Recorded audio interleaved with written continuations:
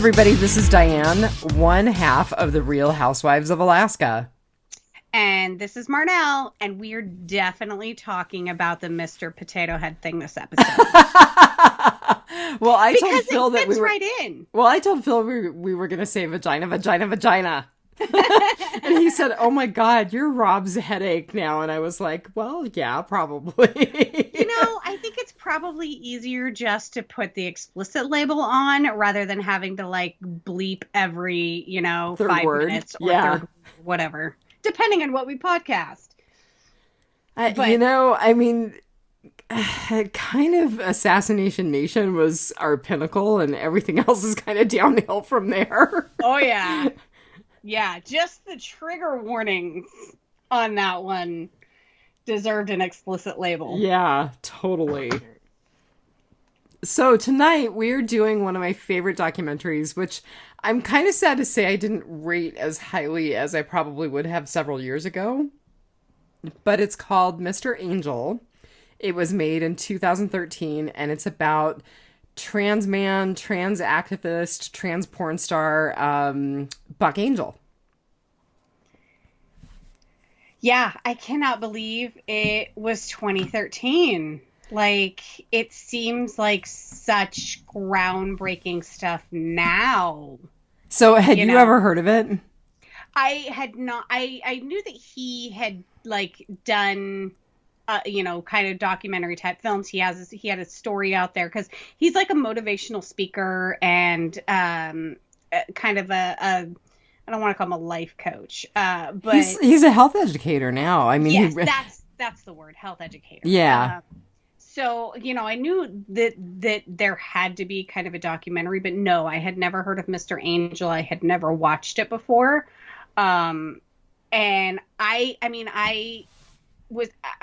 knew who he was. I followed him on Twitter. He's just such an iconic person that he's kind of just always been on my peripheral, but I had no idea how much I didn't know about him, and it's made me a lot more interested in his activism work, which we'll definitely get into later. Cool. Well, I will have to say that this is probably one of the first documentaries that really entered my consciousness about a trans person. I would say probably this, and I don't know, I'm not looking at exact dates, but Laverne Cox and Orange is the New Black kind of came into my mind around the same time. Mm-hmm. And this is probably the third or fourth time I've watched this documentary, but it's been several years since I've watched it. It was really profound for me the first time I watched it, pretty much the same way the second.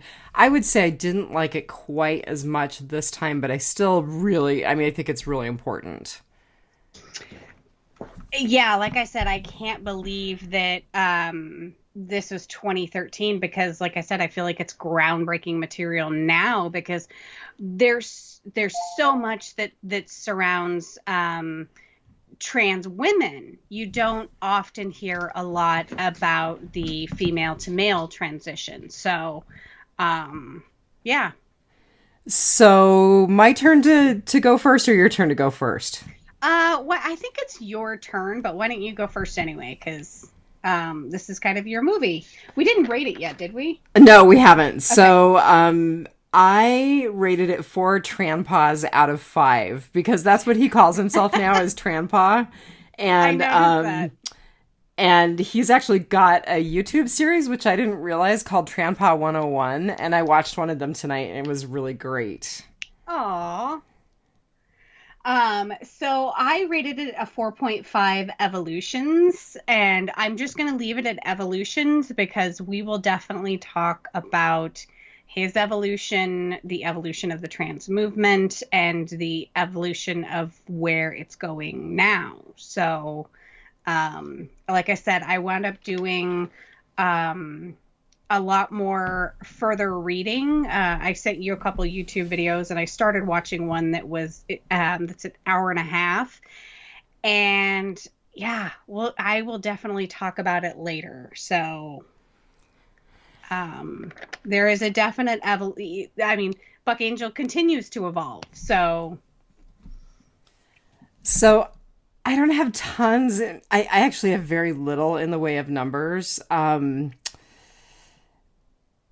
I was able to find basically a rating on IMDb and a rating on Rotten Tomatoes. So it was 6.6 out of 10 on IMDb, which I was kind of disappointed in that. And then there were actually no critic ratings on Rotten Tomatoes. I don't know if it was too early. I don't know when they started rating things. But it has a 69% audience score. So, that's a generally positive audience score. I think so, especially for the subject matter. Because, I think, like I said, the male to female transitioning has been sort of, a lot of people are more used to that. But I think, there's a more niche audience, and there's probably a lot bigger backlash for the women transitioning to men. So that kind of leads us into the title. I'm curious as heck to know where his name came from. I actually watched just a brief interview with him on YouTube, and he said that when he was a kid, his parents actually, like when they were just en famille, when they were just the family, they would call him Buck, and they would treat him like a boy. And he said that like when they had to go to family gatherings or when they had to go to church, then he had to be in a dress and had to be feminine. But otherwise, he was the tomboy and treated like a boy and got G.I. Joes when his sisters got Barbies. And I don't know, I would just love to know where the name Buck came from. I was thinking about that myself because I actually can't find what his birth name was. Could you? So I just looked on Wikipedia, and Wikipedia basically said that Buck was born female at birth, and then kind of talks about his transition, but doesn't really talk about like what his name was, or Right. I don't know how much of that is Well, not wanting to identify the family, and it's very specifically vague. It says he was assigned female at birth and Right. given a feminine name. Right. Yeah. And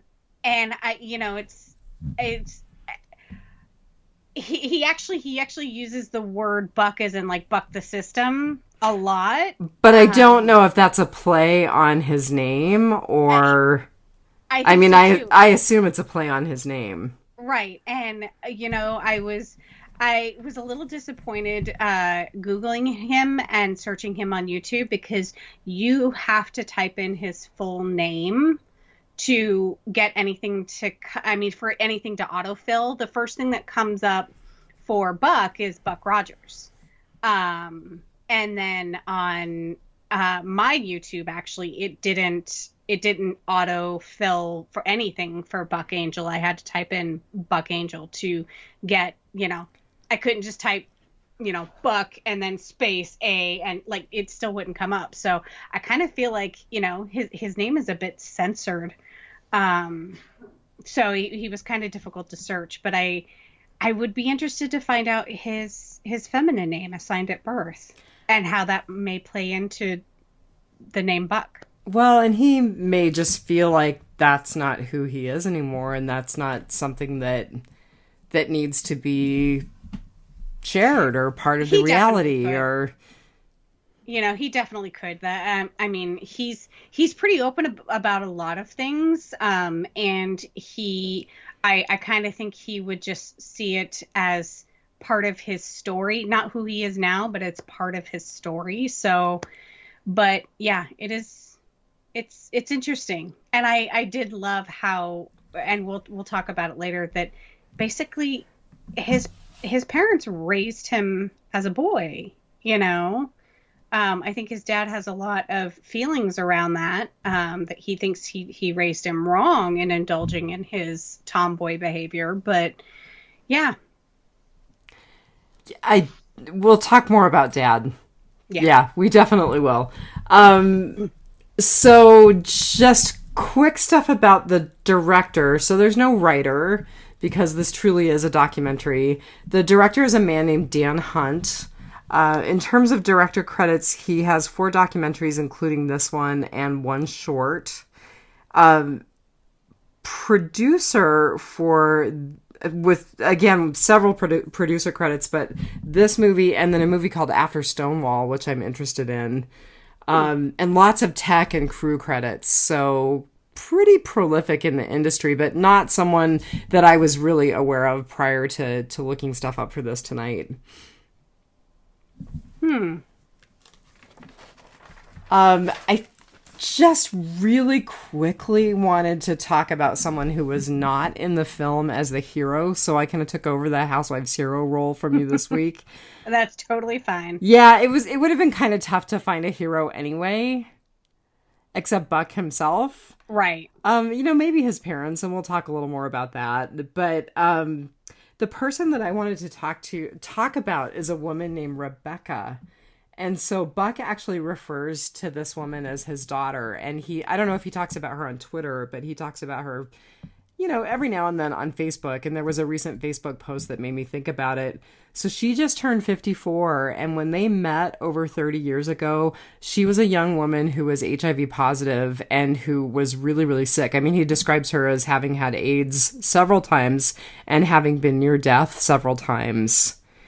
And he felt like she needed to live and needed to tell her story. And he said that, she kind of evoked daddy feelings in him. So they very much have a father-daughter relationship.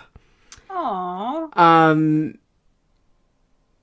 Again, she just celebrated her 54th birthday, which is cool. And his thing that he said in his post about her that I just read today was, and I'm going to use one of our F-bombs, but he said, "Live fucking life. Do not waste time." Amen. And you know that that's kind of what I've been going through personally right now. Mm-hmm. I'm going to totally digress here. This is not about Buck at all, but I don't know if you saw my post yesterday and today, but yesterday was the anniversary of a friend's funeral. She died 5 years ago, and she was really young when she died. She was 37.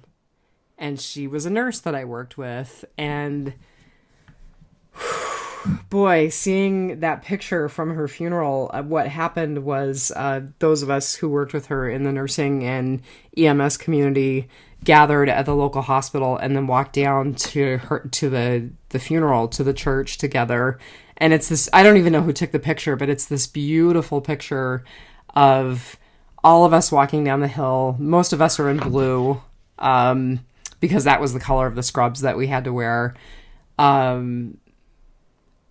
The hospital is in the background. You can clearly see the emergency room sign. And the hospital in this community in Alaska is kind of set up against a beautiful mountain. It's right at the base of a mountain. So it's just a gorgeous setting. And that picture just breaks my heart. And having it come up yesterday as a memory, live life. God, I think about this nurse all the time, and I think about her all the time when I think about how much time I've lost, and it just breaks my heart. Yeah. I mean, you never know when your number's going to be up. You don't. And the thing is that Buck is right. Live life. Don't waste time. Yeah. Do not waste time. Life is too short.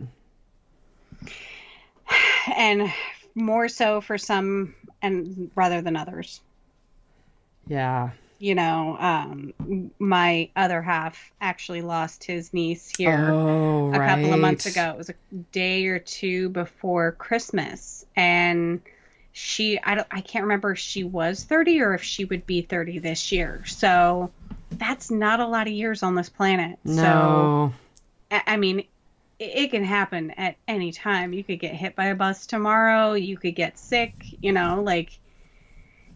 That's the thing. And I've had a lot of transition in my own life, as the people who listen to this well know.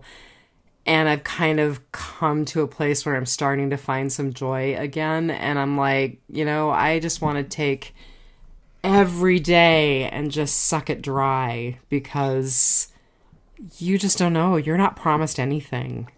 No, and I feel like we're all kind of,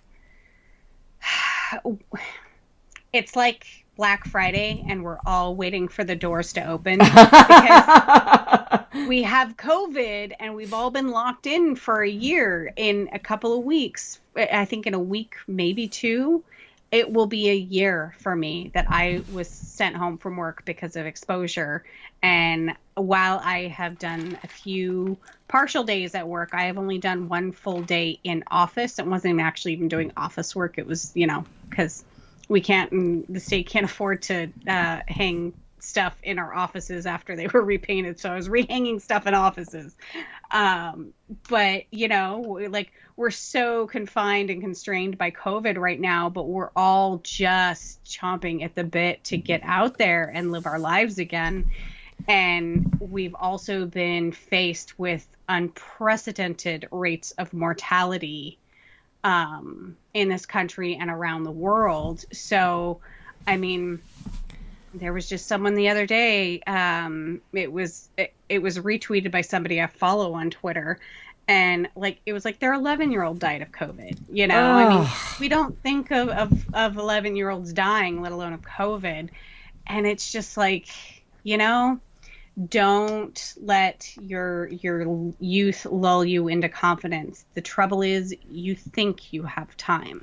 Yes.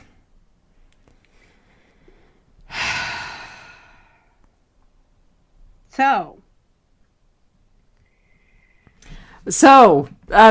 yeah, that's Rebecca. Rebecca's amazing. Rebecca is Buck's adopted daughter, and she's 54 and healthy.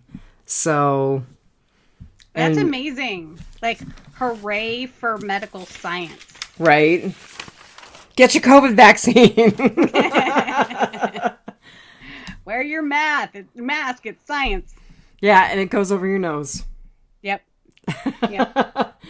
So I don't have any news. I don't have anything in Housewives Weekly this week. I guess what we can say in Housewives housekeeping real quick is that tomorrow night we are podcasting both the 8th episode of The Stand and the first episode of season 10C of Walking Dead. Mm-hmm. I'm going to try to watch it before I go to bed tonight, but I'm not making any promises. Yeah, ditto, because I always want to rewatch. I watch and I don't take any notes so that I kind of have a mental picture of how my notes want to go. And then on my second watch, I do my notes. So it's very, very hard for me to watch something once and podcast about it. So yeah, I feel like I need to watch The Stand again also because I have lots of feelings.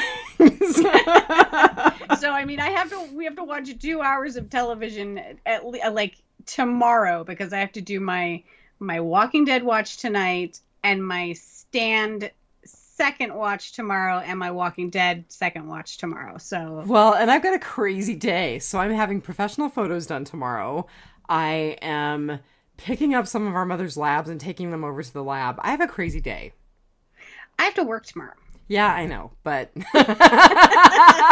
I took a couple of days off last week, so I am definitely going to pay for those days off tomorrow. I have so much anxiety about what is in my inbox right now. I really, I feel like I should go take care of a few things, but then I feel like I'd be up all night and I would be useless tomorrow. And then on the other hand, I should just take tomorrow off because I have so much anxiety about tomorrow.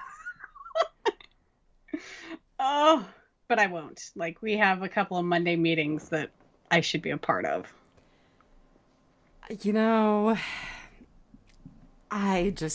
My life is just really full.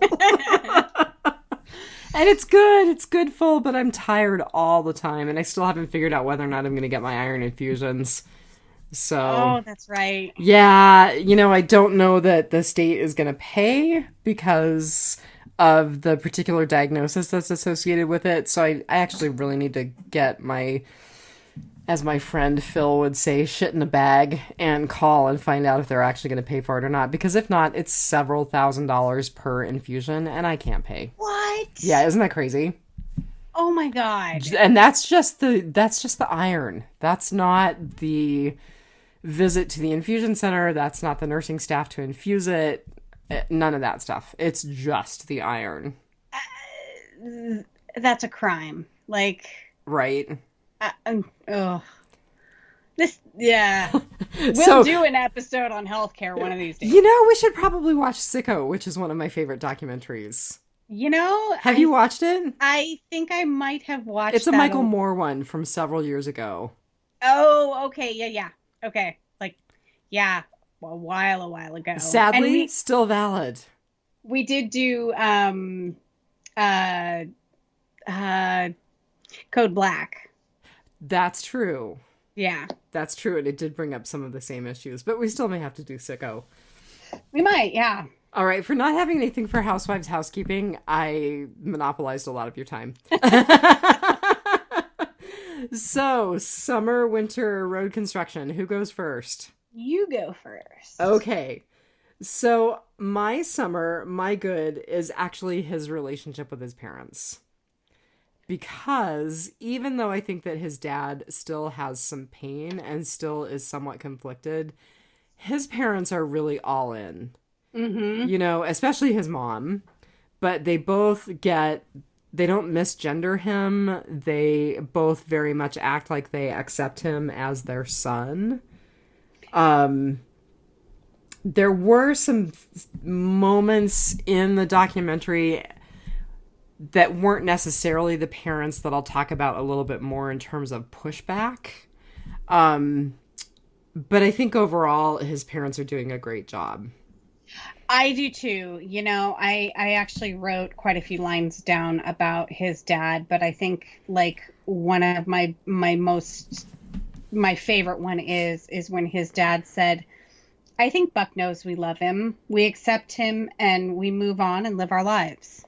Well, you know, and the little 5-minute documentary that or the 5-minute interview that I watched on YouTube tonight, Buck actually talked about how when he was kind of deep in the throes of drug and alcohol abuse and had not transitioned and was really struggling with dysphoria, that he was horrible to his family. And he talks now about what a great relationship he has with his family and how much he loves them. So I really do feel like there has been tremendous healing there.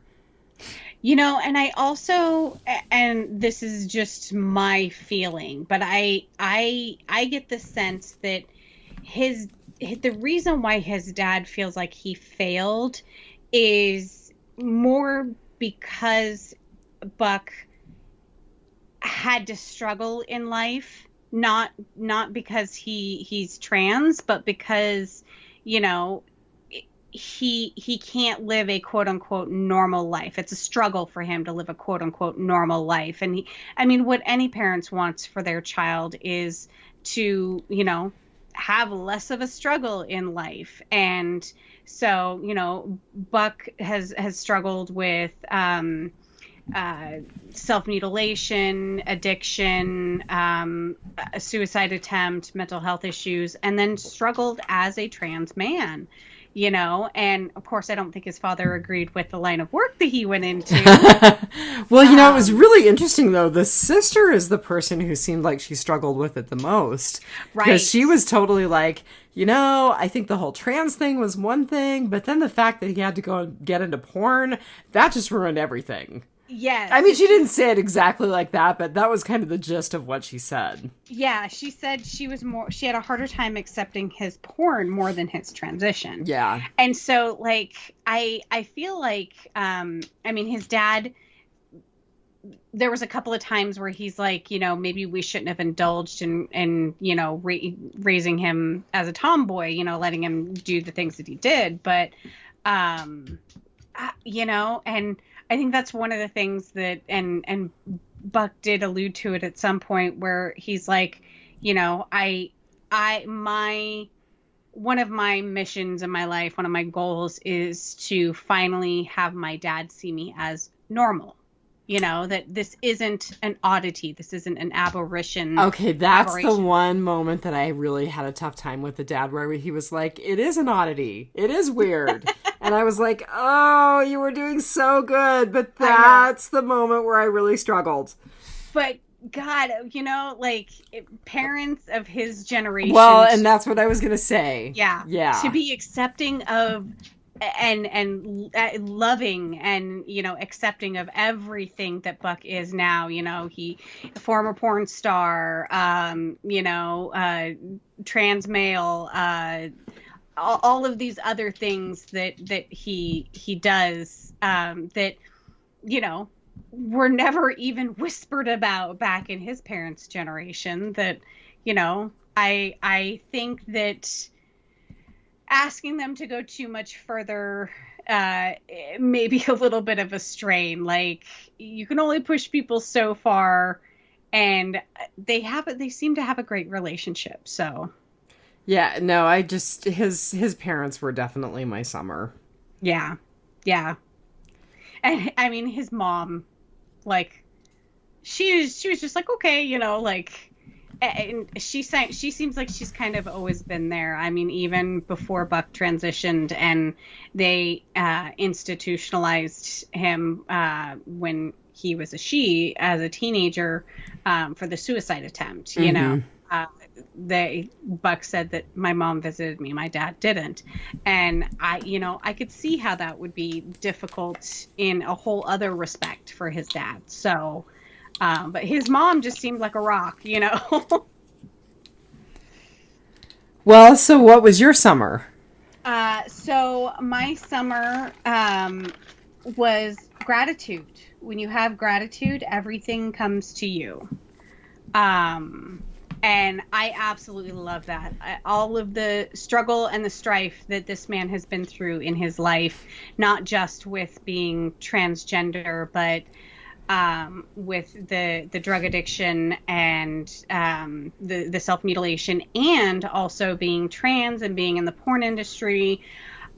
He's just so positive and just such a loving and giving, nurturing person. And all he wants to do is help people. Like, he was a pioneer in transitioning to male.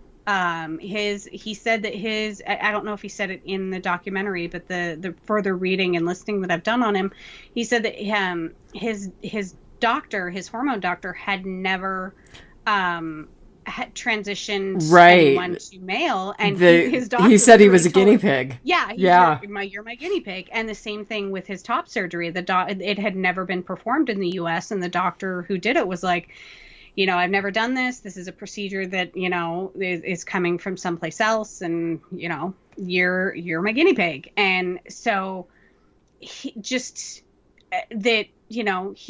such an inspiration, and yet he has gratitude for everything. He's one of those people that's, I love who I wouldn't change a thing in my past, because I love who I am now, and it's made me, my past has made me who I am today, and I love myself today. And so I just love that, he has so much gratitude for everything and everyone, so that was my summer. I love Buck. And in case I forget to say this, one of the things that I really want to say is that very early on, after realizing who he was, I didn't see him as a trans man. I didn't see him as a man with a pussy, which is the language that he used. Mm-hmm. I think that's actually trademarked. He's just an incredibly handsome man. I still think he's incredibly handsome, even in his tranpa phase, where he's getting kind of gray, and he like in the video that I watched tonight, he was kind of gray and he was wearing a baseball cap, and I'm like, he's still got it. Yes, absolutely. And same thing for me. I've never seen any of his videos. I knew who he was, and that, he had never had bottom surgery, but I have never seen him anything other than male. And maybe it's because he is so masculine presenting. And he works so hard at it.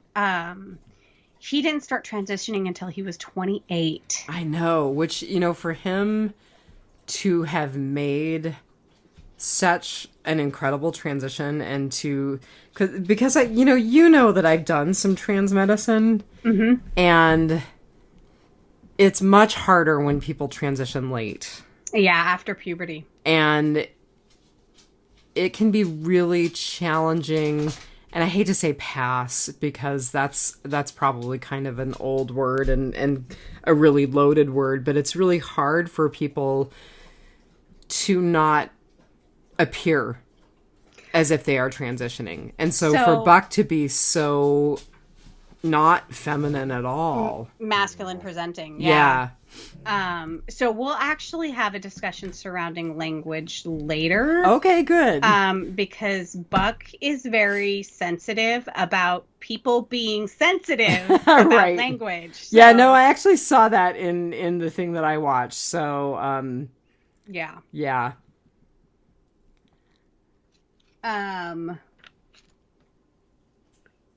So you did your winter? No, I haven't done my winter. Okay. So what was your winter? So my winter is small, but I have always wondered about his tat that says pervert.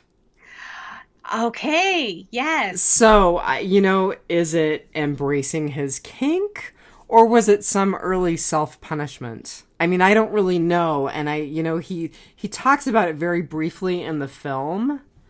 And I'm learning more about the kink community and learning more about kink. So it's very possible that is all it is, that it's embracing being kinky. But I don't know. And it makes me sad. I mean, if there's any tinge of there's something wrong with me, or right. If there's any tinge of that makes me sad. And I just don't know. So it's a very small bad, but that was the thing that kind of stuck in my brain. Well, and so I kind of went to the same place because I was like, okay, you and I, of all people, get the self-deprecating humor, right? But I'm not sure that I would have a big, huge tat of on self-deprecating humor, right? And that I am very inked, so. Yeah. And I think it would be funny to maybe have it in one of his it's hidden in one of his tribal tattoos where it's kind of like an inside joke that only he knows, or he has to point it out to you, or it's a bit of trivia that's on the internet about him. But which, by the way, I love all of his tats. I definitely like tattoos. Oh yeah, so yeah, enormous across his back. And now I don't know when he got that, but he has mentioned that his tattoos that he got before have changed. He transitioned, yes, have grown to 3 times their size. Yes, so, he's mentioned that one specifically. Yeah. So, yeah, I've had some stuff written down. I had that written down too as something that I'd like to call back to, because I kind of had the same feeling. I was like, okay, is it meant to be a funny commentary on his kinks, or is it self-deprecating and tinged with a little bit of sadness? I'm not entirely comfortable with it, and I don't know if I'm just reading my own stuff into it or not. Yeah. Yeah. Ditto. So my winter was that he has not pursued bottom surgery, because bottom surgery for women going to men sucks. Yeah, I mean, we really don't have good surgery because basically they just kind of create a big clit. Yep. Which kind of happens with testosterone anyway. So, so it makes me very sad for him, because one of the videos that I watched of him, or that I'm in the process of watching, of an interview with him, says that, I wish to God I had been born a man. So I think that, there will always be that sort of, and I mean, we're all going to have things about our life that are not complete. But I feel like it's out there for men to transition to women. The technology has been, I don't want to say perfected. It's not perfect, but it is much better. Yeah, I mean, because I'm not sure what the sexual gratification is like for trans women. I'm not sure. I do know that sometimes they have to use vaginal dilators because, it's just not the tissue just doesn't have the plasticity that right, that natal females have. right. So I'm not sure. I wouldn't say perfected, but yes, definitely there's a better cosmetic and functional result than I there was going to is. functioning. Yeah, Yes. Yes. than there is for female to male transgender people. And I kind of wonder if that's just a little tiny bit more misogyny because, again, I feel like it's more accepted for men to become women. And so I think there it's has, probably misogyny and fear yeah, because, there's this whole, and I'm going to get really political here, but there's this whole imagery of the vagina dentata, the vagina with teeth, and the yep. whole myth around it is this vagina is going to snap off your penis and emasculate you. So, I mean, yeah, Well, and I what see it the bigger other fear way. for a male surgeon than to cut off a man's penis? And I see it the other way as like having a penis is a whole personality trait. So, like, if women could get them, like, men are out of the game. Oh Like, God, I wouldn't want one. if we Ugh. could be standing up, like, it's over for you guys. Okay, so number one, pro tip, we can already totally pee standing up. There's this thing called a freshette. Mushers use them, they're great. Um, Number two, if I really want a penis and I don't want a man involved, there's ways around that. Right. Right. But, Oh, you know, yes, so, we're earning so our explicit label tonight. I think there's just a little like the little bit of misogyny of like it's more accepted for men to transition to female. So there's been more study around it. There's been more surgeries around it, and so it's almost like I think it's So that's interesting. I really agree with your take that there's some misogyny involved, but like what we both feel is the source of the misogyny is a little bit different. yeah.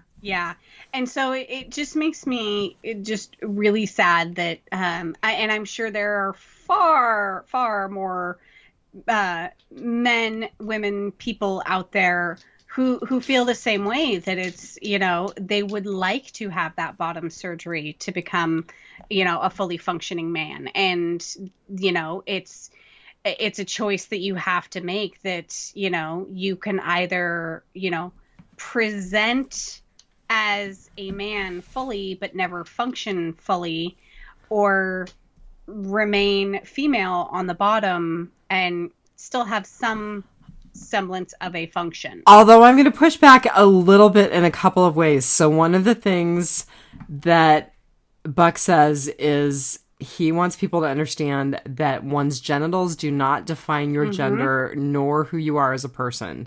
So I'm going to push back that way. The other way I'm going to push back is that he actually pioneered a sex toy for trans men.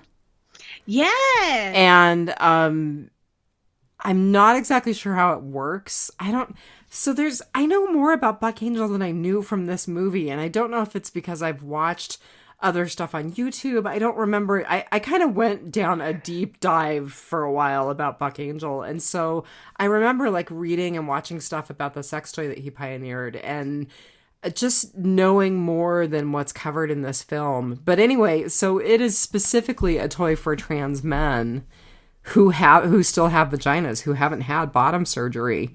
And go ahead. Oh no, I was gonna say Buck does have a TikTok. In fact, I think he actually has Oh, that's awesome. But he only has 3 videos, and they're almost a year old. So he's not big on the TikToks, but he surprisingly does sort of demonstrate Buck's pack and play on his TikTok. So Interesting. yeah. If you would like to not have that in your browser history, but you want to see what it looks like, you can go to Mr. Buck Angel on TikTok. Very good. So yeah, I find it disappointing for, and like, you know, we always say I can't be offended for a community that I am not a part of, but it makes me sad for that community that, you know, they can't fully transition and function. It's just. Although I'm going to push back again a little tiny bit, because one of the things that Buck said in the documentary was, my transition happened when I had top surgery. That was it. Yes. That was my transition point for me. Yeah. Yeah. I think he's at peace. Yeah. For where he's at. And I don't know at this point and I don't want to say at his age, because, you know, I want to say he's not that much older than me, but like 17 years, I guess. But like, I feel like he's not that much older than me. I don't know at this point in his life if he would even, you know, want to do that. He's like, I'm comfortable in my skin now. I put myself through that. But for other people, you know, I would really, it would be really nice to see that technology come about. And I think we'll probably talk more about transitioning in our bycatch. Probably. So, what was your road construction? Well, it's another thing that's not shared in the movie, but I feel like this is really important to say. So, he ended up getting a divorce from Elaine, the woman that he was married to when they were in Mexico. And she ended up not being a very nice human. Yeah, I kind of did a little bit of reading on that too. So she kind of goes on and on and on in the film about how she made this giant list of everything she wanted in a man, and Buck is everything she wanted in a man, including a man who was a woman. And I mean, just like her whole list of things, it was interesting. She, when they got divorced, tried to say that their marriage was never legal because Buck had not had bottom surgery and gay marriage was not legal at the time that they married. Right. So she turned out to be a not nice human. I don't know how all that came out, but if it has, you know, sorted itself out in the courts or anything. But he had changed his birth certificate. He was legally male. So I don't think that's one she's going to win. But oh, no. And it's done. I mean, they divorced quite some time ago, but okay. Just what I saw is on his IMDb, it lists her as spouse separated. No, they divorced quite a while ago. Okay. Yeah. Yeah. Like I said, I did do a little bit of reading about that, and that was kind of disappointing. Yeah. So, I mean, that was, again, a relatively small road construction. It was a bad road construction, but it's pretty big. I mean, divorce is a big thing. It is. And just how nasty it got, that's a big thing. Yeah. Yeah. So my road construction was also not in the movie. It came from my further listening and reading for things Buck Angel related. And it'll probably take us straight into bycatch. So here goes. I started to watch a podcast on YouTube. The channel name is Unsafe Space, and the program is called Deprogrammed. The show is Deprogrammed. And it's two hosts and Buck Angel, and it's like an hour and 40 minutes long, so I'm not all the way through it, but Buck Angel has some very, very strong opinions about the current trans community, the movement, the messaging, and where it's going. He thinks it's been co-opted, and I'm using my words now. He thinks it's been co-opted by trans fundamentalists, And he talks about it a little bit on his Twitter. He did link to a YouTube video. Oh, what was the young lady's name? Blair White. She does a really good video on, I think the title is The Problem with the Trans Movement Messaging. And they both have talked about, and he retweeted it, which is how I found it. They both talk about how the trans movement has been co-opted by these people who basically are gatekeepers about the language that we use, what does and doesn't make you trans, how you should transition, what you should be called when you've transitioned, and all of the other issues that are currently surrounding the trans community. Like, should we allow trans people to compete in gendered sports? And Buck Angel is actually against that. He doesn't think that trans women should compete against cis women. Interesting. Yeah, and one of the things he says is that, because I was like, I don't like where this is going, you know. But he says that there's a lot of, you know, women who compete in sports that like are constantly getting beat out by like the same three athletes who are transgender women, and it's not fair. And people are like, oh, you're being transphobic. And he's like, they're silencing these women's opinion and calling it transphobia when, you know, it's just silencing women. And so he has some really, really strong opinions that I didn't know if I necessarily agreed with him, but that is actually one of his opinions. Is he's like, if you don't agree with someone, you need to have more of a dialogue, not less. And that we need to stop siloing ourselves in our, let's see, what did he say? He retweeted a article, Our Moral Fate, Alan Buchanan on escaping tribalism. And he said, and he quotes the article and says, one thing individuals could do to resist the temptation to occupy belief silos is to interact with people who share their political view. Is to interact only with people who share their political views. Studies show that when people do that, their views become more extreme.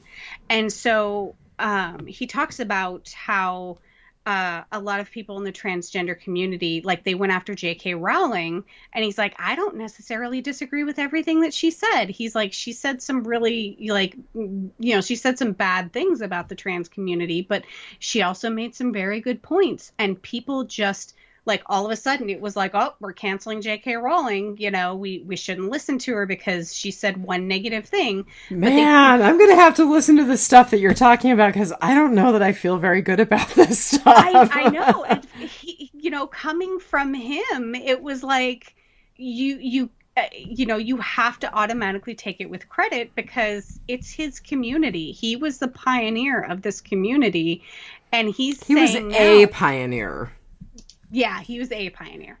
And he's saying now that, like, the movement's been so co-opted by these fundamentalists that, you know, if you say the wrong thing, you're automatically canceled. You're automatically, everything else you say is discounted. He's like, you know, that's no way to have a dialogue. The reason why the LGBTQ movement, you know, why we got gay marriage, why, you know, gay people can adopt and foster children and things like that. He's like, their branding, their messaging was way better. He's like, you know, they didn't try and dismantle society. They wanted to integrate with society. And he's like, I see a lot of trans people coming up in the movement and they want to dismantle the society that we live in order to make it their own. And he's like,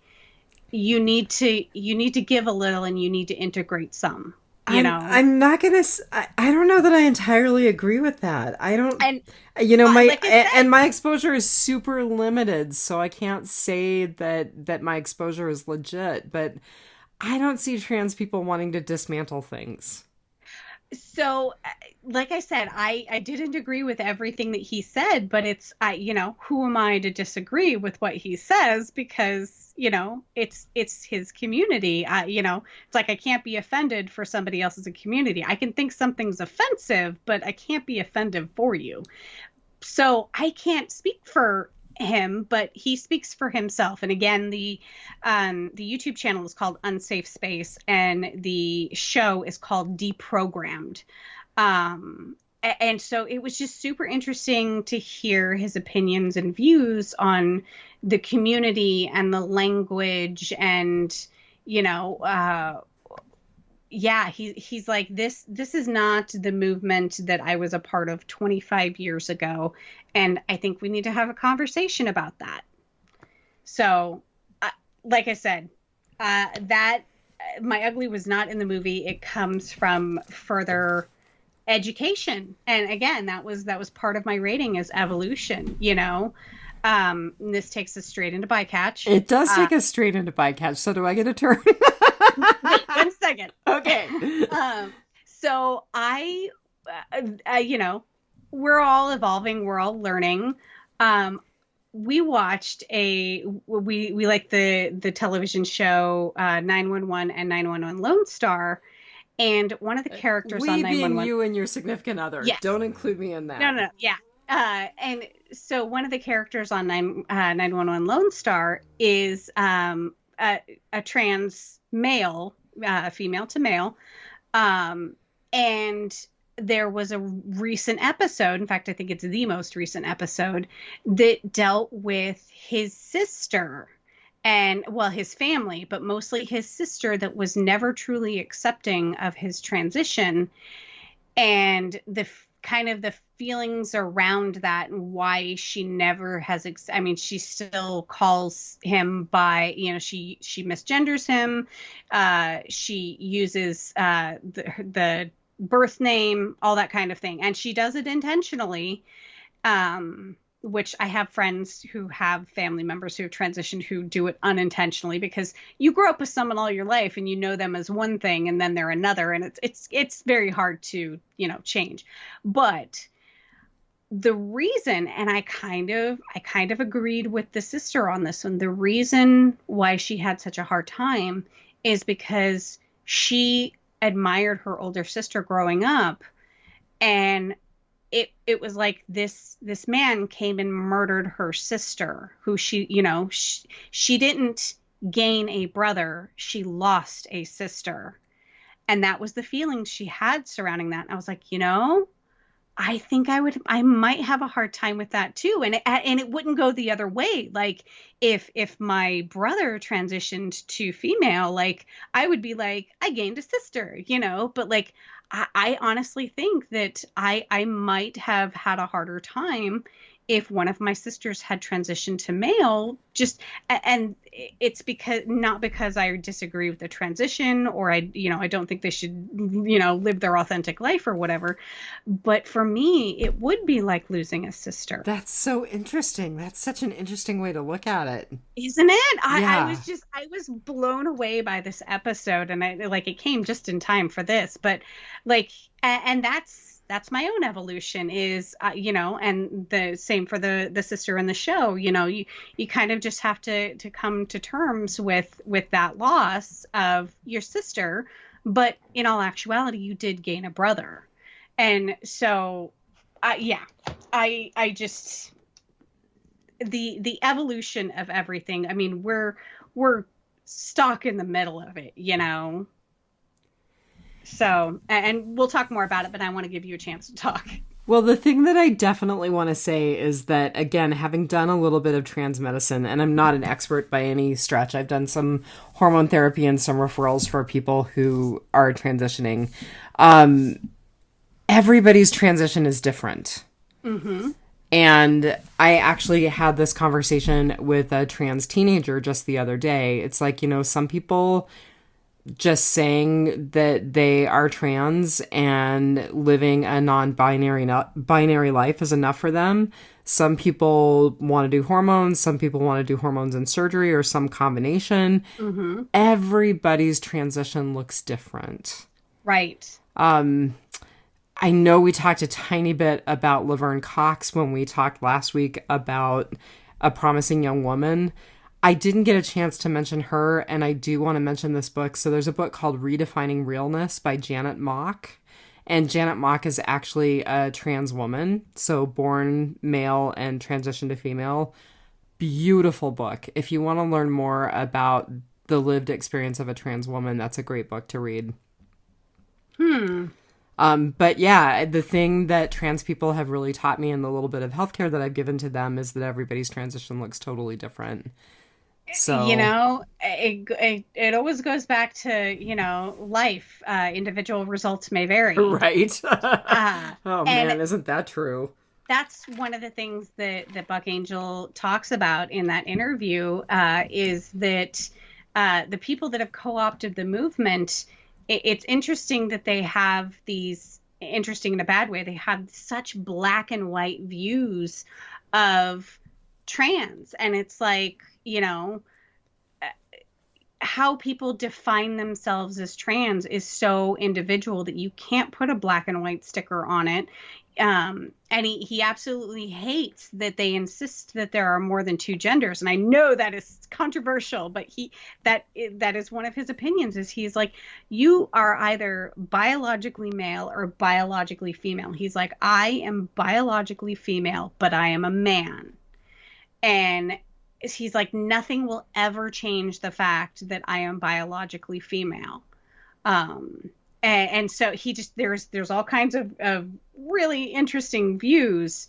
But that is one thing that drives him absolutely nuts, is that, people are trying to put these black and white labels, and it's not, like you said, some people, they don't want bottom surgery, but they've had top surgery and they do hormone replacement or for, and there's all kinds of other, some who have no surgery, and like RuPaul. RuPaul is someone who kind of lives that non-binary life, where if RuPaul is in his drag wear, he prefers to be referred to as she. But if he is not, he prefers to be referred to as he. And he does have a male name, a masculine name, and I can't remember what it is right now. But like, I don't think I've ever heard his masculine name. There's all kinds of fluidity about there. And he's like, and if you accidentally misgender someone or you assume the wrong thing about them, like, people react so emotionally that you're automatically labeled as a bigot or transphobic or, things like that. And I will say another thing, though, is that teenager that I met with recently, I watched that patient's parent repeatedly misgender the patient. And, a lot of it is learning process. A lot of it is making that leap. And when the parent left, the patient said to me that the parent was doing the best the parent could. Mm-hmm. And was really working and making leaps and bounds. But it was still sad to see that person misgendered repeatedly. And that is one thing that I did notice about Buck's parents, is they did not misgender him at all. No, that was one of the things that I said when we were talking about them as my summer, is that they were on it. They were on their game. They did not misgender Buck. They totally, Buck is their son. And that, I know that is a hard place for someone to get to if they have known that person all their life as one gender or one name. I had a problem. We had a featured cast member who preferred they, them. Oh, I was just going to say, can we talk pronouns for a minute? Because I struggle. I still struggle. And I actually have said to patients, I'm like, please bear with me. if I mess up they, them. And it's because of my generation and it's because of the way that I was educated. Yep. Because it's plural. I don't And think of it as being singular. I've gotten a lot better because I have had a lot of patients who use they and them as opposed to he or she or him or her. But it's still a struggle. And that the interview, Buck Angel talks about that, how he doesn't take offense, when people have misgendered him, or he like. How could you misgender him? I guess maybe if it's someone from his childhood or something, again, I have a friend who, their now sister, transitioned from male to female, and although, presenting very feminized, people still misgender her because they've known her. And this is a very small town, and they have known her all of her life as a male. That's hard. Yeah. And so Buck Angel says, as long as you approach things with compassion and your heart is in the right place, those kind of things are forgivable. Like, forgive people for, we're all still learning, we're all evolving, and it's individual for everyone. Like I said, RuPaul's I don't know, male birth name, I don't know, is Andre Charles. And so when Andre is in a suit, he's referred to as Andre. When he's in a dress, he's referred to as RuPaul. And so it's different for everyone. And like you said, it's our generation. It's just something we have to learn and evolve and get used to. And we may never fully get there, but our heart is in the right place and we're trying. And in all honesty, most of the trans people that I have worked with, and again, I'm not an expert, don't have a huge trans population where I am, but most of the trans people I have worked with are very forgiving. Yeah. So something that I find interesting, just in Alaska, and I don't know if it's because we Alaska kind of attracts masculinity. I actually know more trans men than I know trans women here. Really? Yes. And I know, we actually have a very good drag culture in Juneau. But a lot of them only present as female when they're doing their drag persona. Otherwise they dress in a masculine fashion, with some feminine flair. But I actually know more females who are male presenting, and I don't want to say they artificially deepen their voice, but hormonal replacement therapy is very expensive without insurance. So I know a lot of the people do the best that they can with what they have. So I wouldn't begrudge anyone. No, I would have to. I gotta push back against that a little bit. Hormone replacement is not very expensive. Seeing a doctor is expensive. Okay, that's fair. If you don't have insurance, seeing a healthcare provider can be very expensive. But the hormones themselves are not terribly expensive. Now, some of the labs that are done as part of the pre-hormone workup, certainly that's expensive. Yeah. But the hormones themselves are not expensive. Two of the transitioned men that I know, are very paycheck to paycheck, so they can't afford a lot of things like that, but they present as male as best as they can. And so I don't know, it's funny, I never realized until watching this that it does seem a little, it seems like there are more male to female. And I don't know if that's just because of our culture, Uh, but I actually know more female to male. And maybe that's Alaska I'm culture. going to say it's about 50-50 for me, and a handful of folks who are non-binary. Yeah. A handful of folks who don't really identify as either. Yeah. But again, I've had more more exposure than you have, just Right. because of healthcare. Healthcare. Yeah. Um, so another thing that Buck talked about in this interview is a book that he contributed to by Abigail Schreier. And he talks about how she has some controversial opinions about trans people. And again, he contributed to the book. So it's not like this author, didn't do her research for her book.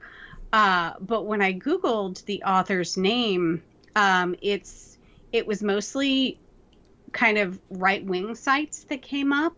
And the one article on Fox News was attempt to censor book on transgender craze backfired, critics say. This is the so-called Streisand Effect.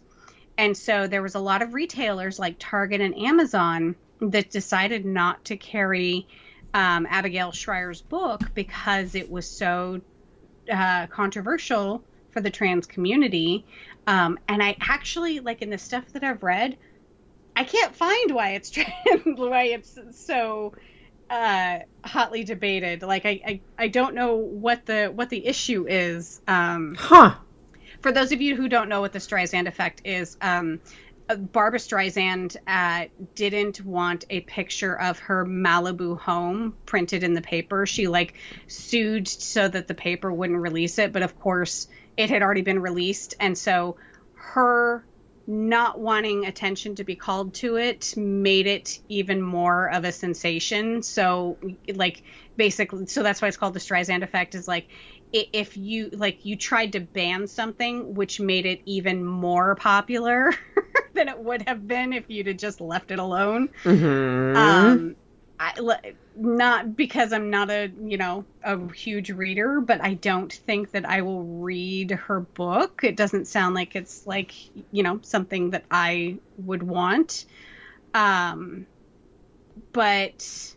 yeah, he talks about how it was so crazy that they wanted to ban her book because of its opinions on parts of the trans movement, I guess. Like I said, I can't find exactly why it's such a controversy. But again, he contributed an interview for it. So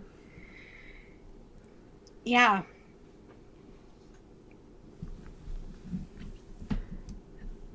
I don't have a complete thought on that one.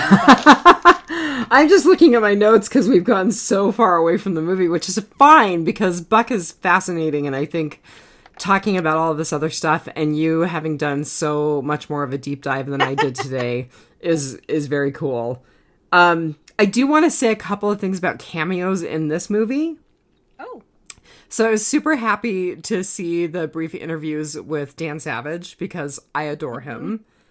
And then also Tristan Taormino, who I love. So she is a former porn star. She is now a sex educator. She has a podcast. She's amazing.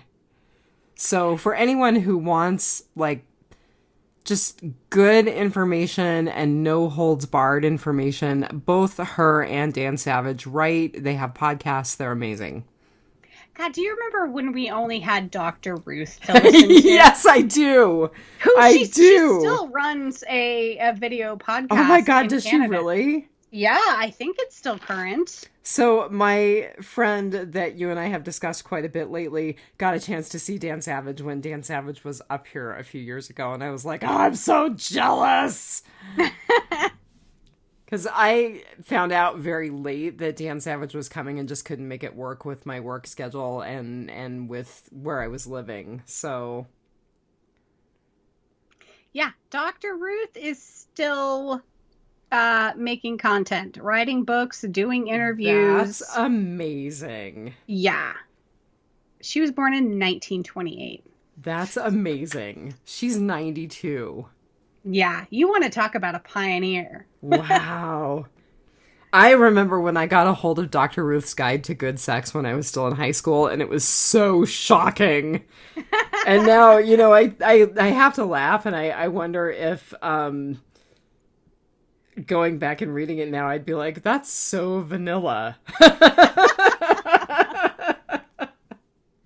Oh man, yeah, I don't know what I don't know, public access or something. I was flipping through the channels a few years ago, and there was something where she was still taking like radio callers, but of course it was on video, and giving out advice. And I mean, to this day, she is still so progressive. It's crazy. That's pretty cool. Yeah. So I think it's really interesting that Buck moved to Mexico. And in the beginning, he said it was because, like the U.S. is just so not accepting of porn. Yeah. Who was it? I think it was Dan Savage in the movie who said, when we're horny, we're down with porn. When we're not horny, we denigrate porn. Yep. It's so true. Some of us apparently just never stop thinking with our genitals. Some of us have no shame and we don't clear our browser history. 'Cause we have no shame. So I have to be honest and say, if I search for something that's a little unsavory, I've started using DuckDuckGo because it doesn't save your browser history. Just saying. Not that I would ever search for anything unsavory. I was going to say, so DuckDuckGo may not save it, but your computer may save it. No, it doesn't. Okay. Because that's the way that DuckDuckGo is set up. Gotcha. Yeah. And DuckDuckGo is my default browser on my computer now. So there we are. So speaking of porn, there was kind of a little aside about how it kind of seemed like he and his family, and less so but he and his family kind of were like, it's great that he's, a sexual health advocate and, this kind of person that people look up to in the community and everything. But I hate that he had to do porn to, sort of get his message out there. And there was also kind of a thing about how a lot of people in the community don't like that he did porn because they think it fetishizes transgender people. And I have a controversial opinion about that. I kind of think that fetishizing, I can't say it. We know where you're headed. It's all right. Actually makes things more mainstream because I makes agree. You talk about them. I think it's okay. I don't think it fetishizes people who are trans. I think it normalizes. Yes. Because really the truth is, and I think Dan Savage is the one who said this, or maybe Buck said it, most of us get at least our early sex education from porn, which is sad. Yeah. Because we should have better sex education in this country, and I could go on a whole tear about that. But a lot of us learn, at least we think we learn, from pornography. So I think it normalizes some things that wouldn't necessarily be normalized. Now, I think it also teaches us a lot of things that are really erroneous, which is unfortunate. I will share an observation with you offline because this is way too personal and not something that I really want to share, even on this podcast. But so it was the female person that they interviewed, Tristan Taormino, or was it the other lady whose name I didn't get? Brown hair, glasses. That's Tristan Taormino. Okay. The other one was like a brown bod but no glasses. Learning sex from porn is like learning physics from a Michael Bay movie. Yes. I thought that was a great quote. Yes. And, we actually talked about that on Assassination Nation, where the girls were talking to the boys, and the guy's like, I learned how to have sex from porn. And she's like, no, you think you learned how to have sex from porn. So I think that's funny that we kind of came full circle on that one. Right. Well, it all goes back to Assassination Nation and A Promising Young Woman, so. Right. Okay, so this kind of goes into what we talked about a little bit with Buck's dad being like, but you are an oddity. There were a couple of things and I feel like it kind of dated the film a little bit. At least I hope it did, because I feel like I would like to believe we're past this. Someone actually referred to Buck as a she-male. I think it was the movie producer. Oh, someone actually said something like that, and I was like, oh my God, that's so wrong. Cringe. Yeah. Yeah. Oh, and then I think it was also like in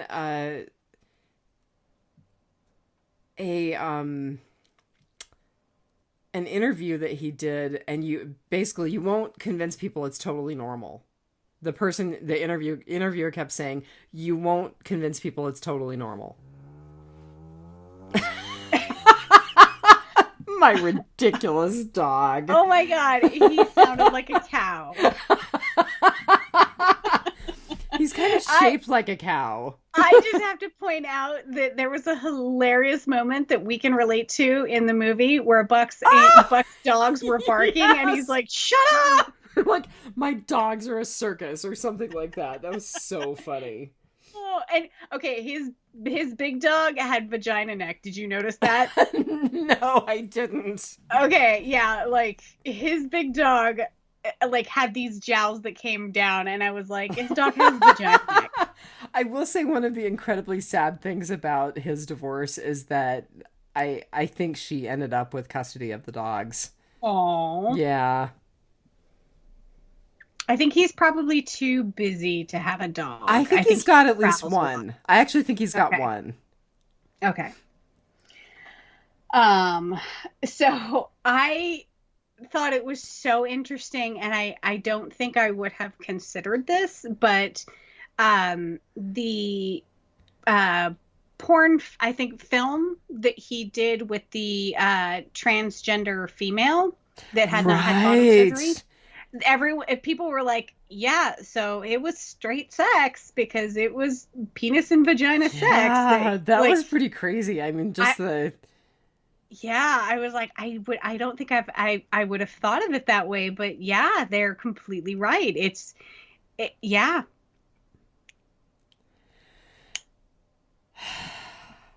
And I think he won an award for that too. Yeah, I'm pretty sure he did. Yeah. So when they were showing pictures, and I have to tell you, I just rewatched season 5 of American Horror Story, which is Hotel. And which, by the way, did you listen to that song I told you to listen to? Okay, so because it was used in American Horror Story. Yes, and it was used in season 5. Oh, how funny! It was the scene when they're introducing Lady Gaga. Okay, I'm insanely down with that band. For the people who don't know, this band is called She Wants Revenge, and I'm obsessed. So there's a huge tie-in to my story. Oh my God, that's hilarious. That song. That's hilarious! That song. And he actually recently witnessed the shooting of Lady Gaga's dog walker and the dog napping of her dogs. Right. Yeah. Yeah, he actually witnessed it.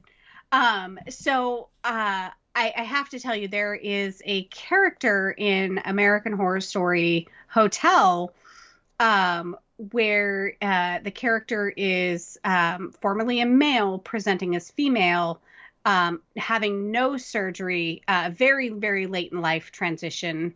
But she calls herself, or she dubs herself Liz Taylor. And some people call her Cleopatra because she kind of does this like really dramatic eye makeup. But one of the things, and this isn't really giving away much, Lady Gaga's character is a vampire in this season, Cool.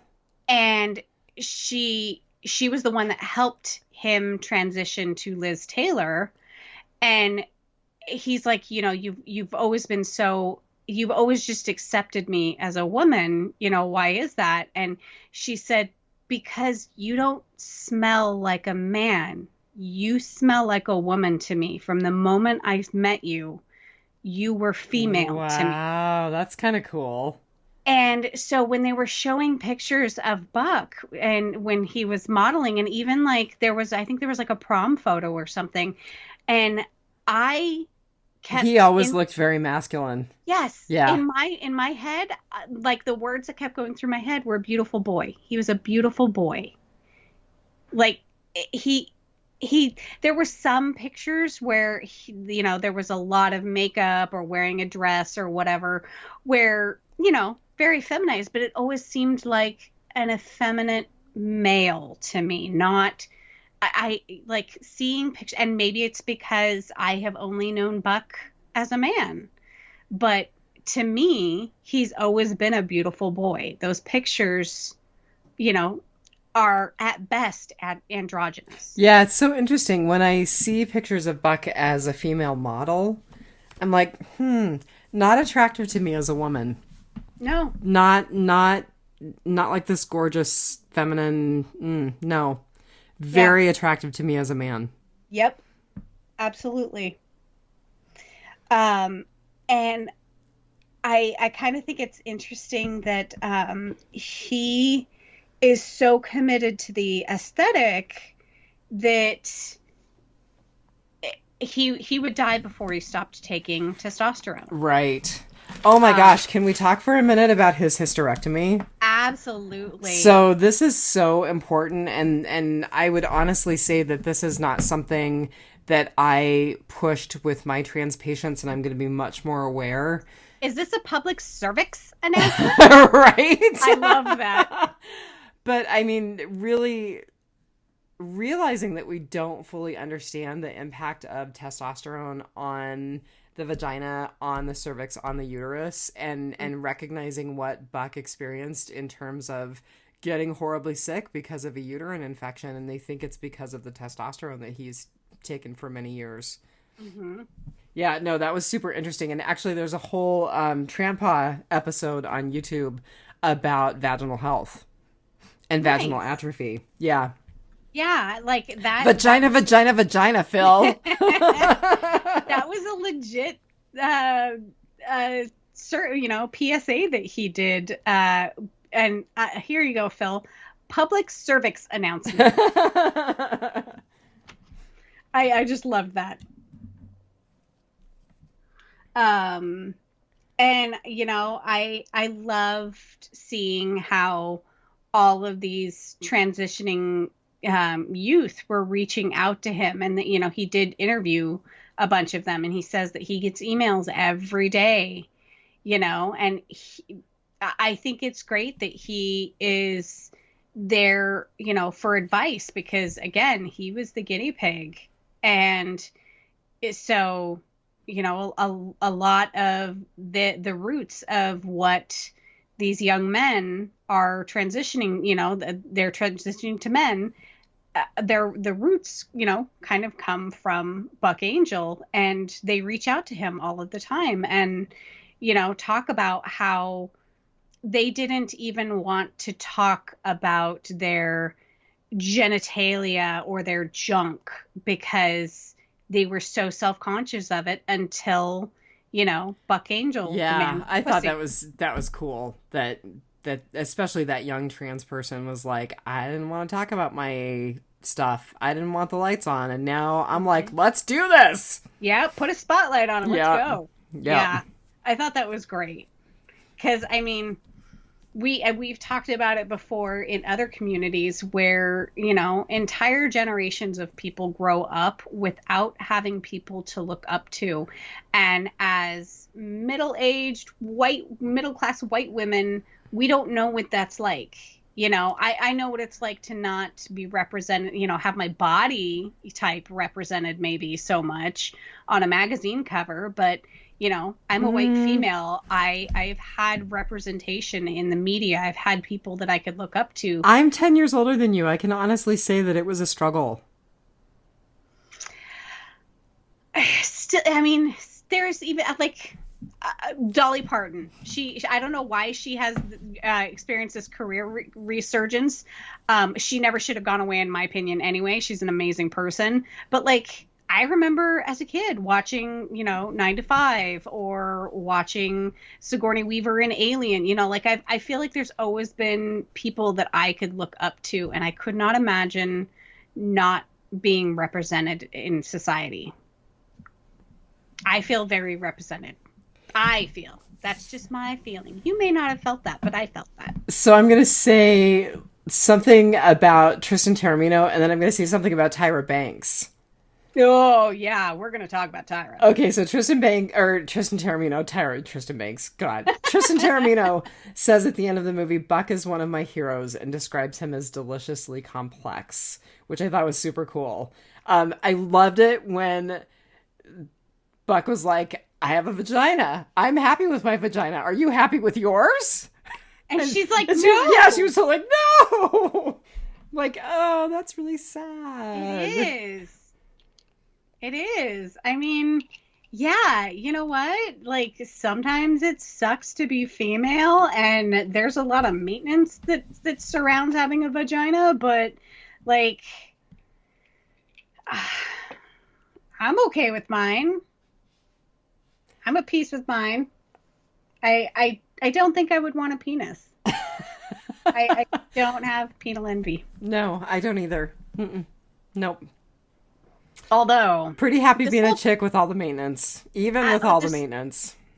It would be convenient to be able to pee standing up without. You can totally pee standing up. It is a thing. It's fine. It works. I've used one.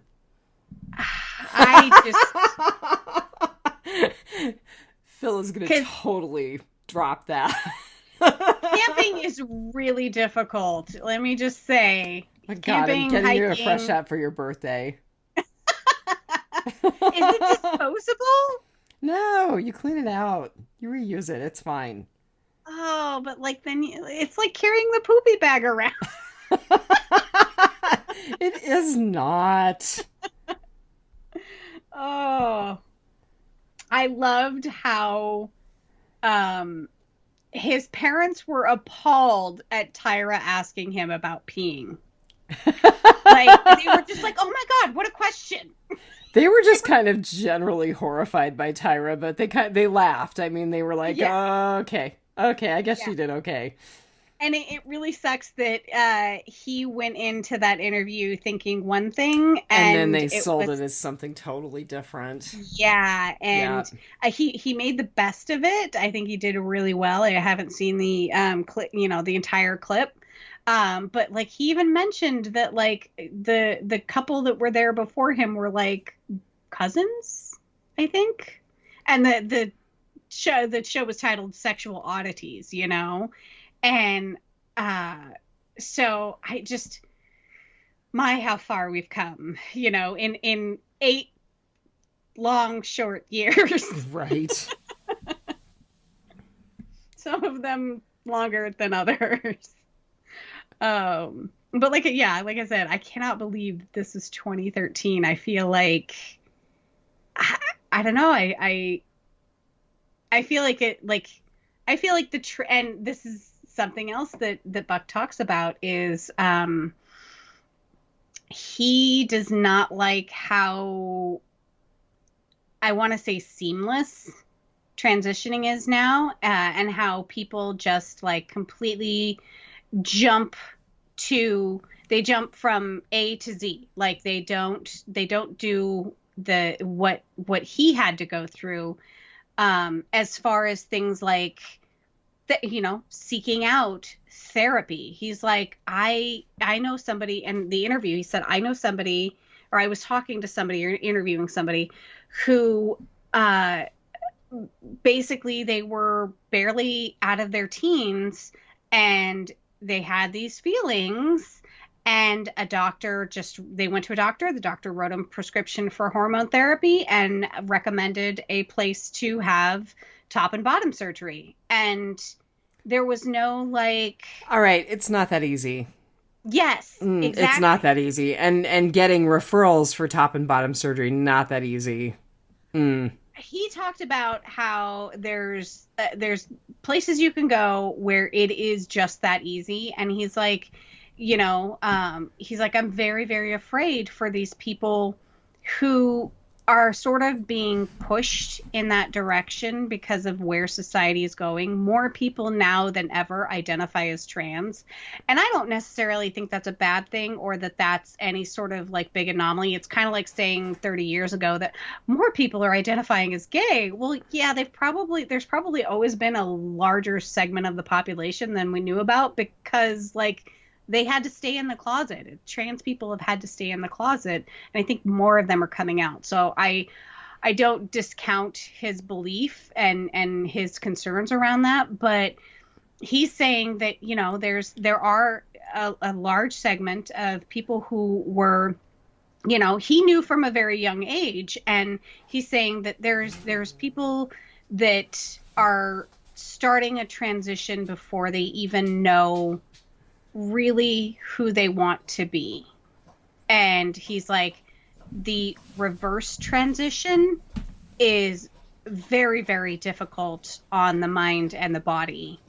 And he's like, there's people out there who have regretted transitioning and have to regress, and it's just something that they should have never had to gone through in the first place. He's like, it took me, how many years when I came out as identifying as male just to get my top surgery.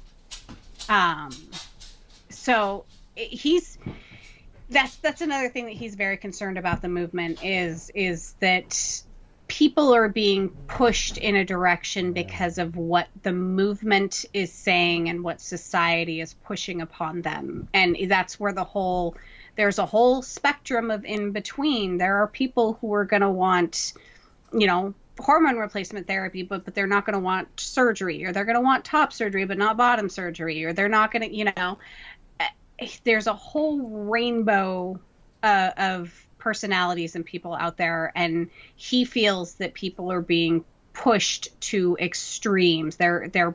People want to put them in that black or white box. I just don't see that. But again, my exposure is really pretty limited.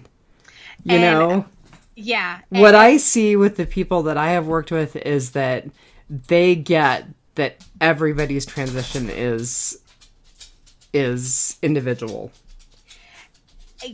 And I think that because he's so immersed in it, that he, the voices cry louder to him.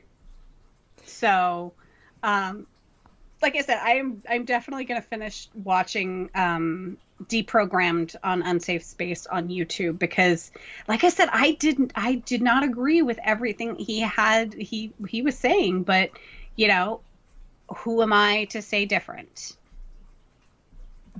Yeah, and I mean, that's a legitimate point on your part. Just because of my limited experience with transgender people doesn't mean that I'm right or that my perception is right. Yeah. Yep. But you're coming from a place of learning and a place of compassion. So Buck Angel would approve. There you go. That's good. Well, I don't think I have anything else to say. Yeah, I think that we went through everything that I had too. We said a lot. We did. And we talked a lot about stuff that wasn't in the movie, which I'm glad, because I just think there was incredibly important stuff that was not in this film. I think so too, and I probably would have rated it lower except for it inspired me to seek out more information. And so it bumped my rating up. And I actually would like to see a follow-up movie of kind of... Like where he's gone. Yeah. Yeah. Yeah. And like maybe where his family is too. Like, has he ever convinced his dad that he is normal? You know, like, I'm wondering if his dad is still living. I didn't see anything. It's been a long time. Yeah. But yeah, I mean, he's such an interesting person, and he has such an interesting story, you know, and it's not over yet. Gorgeous. And he's gorgeous. Yes. Love a man with tats. Mm-hmm. Yep. And he works very, very hard. He does. And he obviously still works hard. Yes. Yep. So yeah, now I get to try and pick a movie for next week. Very good. And we'll have one more week of 3 podcasts because we'll be doing 2 for Biters and 1 for Real Housewives. So, yep. And then things will settle out a little bit again. Yep. Finally. All right. Well, I think that about wraps it up. So just remember, until next week, you girls watch out for those weirdos. We are the weirdos, mister. Boy, are we the weirdos. Definitely. Getting weirder. Have a good week, everybody. Have a good Bye. week. Bye.